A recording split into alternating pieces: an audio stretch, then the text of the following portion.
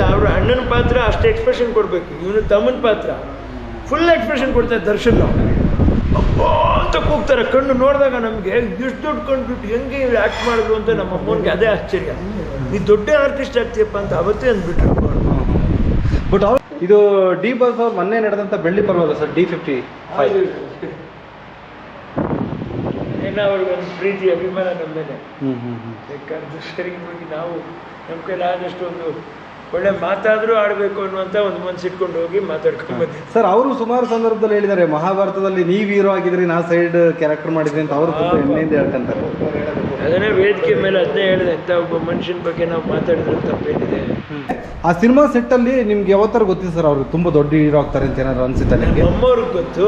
ಅವರು ದೇವ್ರು ಮಾತಾಡಿದ್ರು, ನಿನ್ನ ಕಣ್ಣಲ್ಲಿ ಒಳ್ಳೆ ಎಕ್ಸ್ಪ್ರೆಷನ್ ಇದೆ ಕಣಯ್ಯ, ಲೈವ್ಲಿ ಆಗಿದೆ. ನಿಮ್ಮ ತಂದೆನ ಬರ್ನ್ ಮಾಡಿದ್ರಿಂದ ಅವ್ರ ಅಣ್ಣನ ಪಾತ್ರ ಅಷ್ಟು ಎಕ್ಸ್ಪ್ರೆಷನ್ ಕೊಡಬೇಕು. ಇವನು ತಮ್ಮನ ಪಾತ್ರ ಫುಲ್ ಎಕ್ಸ್ಪ್ರೆಷನ್ ಕೊಡ್ತಾರೆ. ದರ್ಶನ್ ಅಪ್ಪ ಅಂತ ಕೂಗ್ತಾರೆ. ಕಣ್ಣು ನೋಡಿದಾಗ ನಮಗೆ ಇಷ್ಟು ದೊಡ್ಡ ಕಂಡುಬಿಟ್ಟು ಹೆಂಗೆ ಆ್ಯಕ್ಟ್ ಮಾಡಿದ್ರು ಅಂತ ನಮ್ಮ ಅಮ್ಮನಿಗೆ ಅದೇ ಆಶ್ಚರ್ಯ.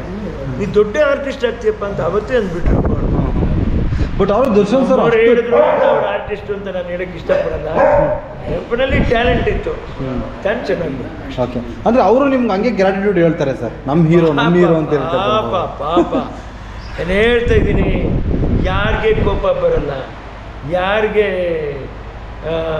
ಬೈಬೇಕು ಅನ್ಸಲ್ಲ.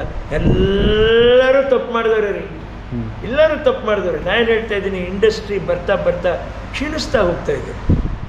ನಾವು ಹಂಗೆ ಕ್ಷೀಣಿಸಕ್ಕೆ ಬಿಡಬಾರ್ದು. ಆಗಲಿ ಸರಿ ಮಾಡ್ಕೊಂಡು ಹೋಗ್ತಾ ಇರ್ಬೇಕು, ಮುಂದೆ ಹೋಗಬೇಕು. ಇದು ಕಾಂಪಿಟಿಷನ್, ಸ್ಪರ್ಧೆ ಅಲ್ಲ ರೀ, ಜೀವನ. ಯಾಕೆ ಜೀವನ ಅಂತ ಹೇಳ್ತಾ ಇದ್ದೀನಿ, ಇದು ಸ್ಪರ್ಧೆಗೋಸ್ಕರ ಸಿನಿಮಾ ಯಾರು ಮಾಡ್ತಾ ಇಲ್ಲ. ಪ್ರೊಡ್ಯೂಸರ್ ದುಡ್ಡು ಹಾಕ್ತಾ ಇದ್ದಾನೆ, ಅವ್ರ ಗತಿ ಏನಾಗಬೇಕು? ನಿಮ್ಮ ಮಠದಲ್ಲಿ ಆಯಪ್ಪನ ಗತಿ ಏನಾಗಬೇಕು? ಪಿಕ್ಚರ್ ಹಾಳಾಗೋಯ್ತು ಅಂದರೆ ಬೀದಿಗೆ ಬರ್ತಾರೆ ಪ್ರೊಡ್ಯೂಸರ್, ನೀವು ಬೀದಿಗೆ ಬರಲ್ಲ.